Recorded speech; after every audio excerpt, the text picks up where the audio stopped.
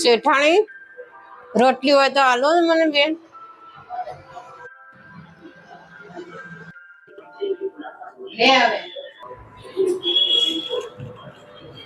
થોડુંક પાણી હોય તો પીવડાવો ને. કઈ લાઈ છે? બોટલ લાઈ છે તો ભરી આલો. આ તો લે છે પી.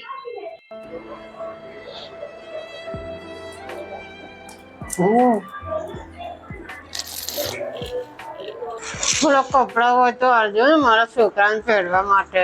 નહીં કપડા શું આખો જે માગતી હોય છે હમણાં કે રોટલી આલો ભાઈ કે પાણી આલો આખો જે માંગ જ કરવાની કચરો વાળ બધે સોસાયટીમાં જુઓ બિચારી સોસાયટી કેવી ચોખ્ખી હોય છે બધું વાળતા છે ને કઈ નહીં બેન, ના હોય તો કઈ નહીં, પણ બોલો નહીં. કઈ વાંધો નહીં, કઈ વાંધો નહીં.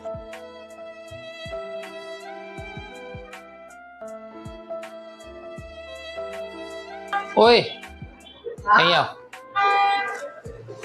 બોલો. આ પેલા કચરા વાળા બેન આયા હતા, હા, તો આવી રીતે વર્તન એની જોડે કરવાનું હોય છે આપણે. પણ શું કરવાનું, કોઈના તે માંગતા નહીં, આપણા ઘરે જ મારી આવે વાત છે. સાંભળ, કચરા વાળા બેન છે એ આપણા ઘરનો કચરો, આપણા સોસાયટીનો કચરો, એના લીધે જ આપણે ચોખ્ખાઈ રહે છે, બરાબર? એના લીધે સ્વચ્છ છીએ.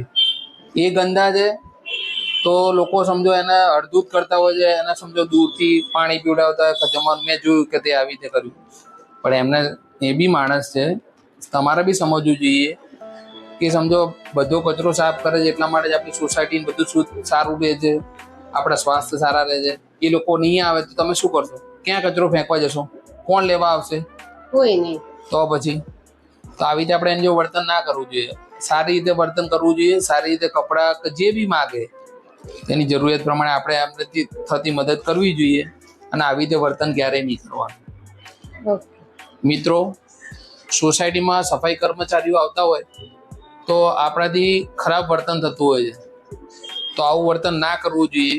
એ પણ એક માણસ જ છે, અને એના લીધે જ આપણી સોસાયટી અને ઘર એ સ્વચ્છ રહે છે.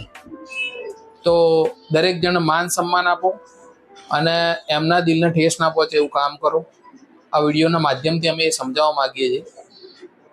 જય હિન્દ, જય ભારત.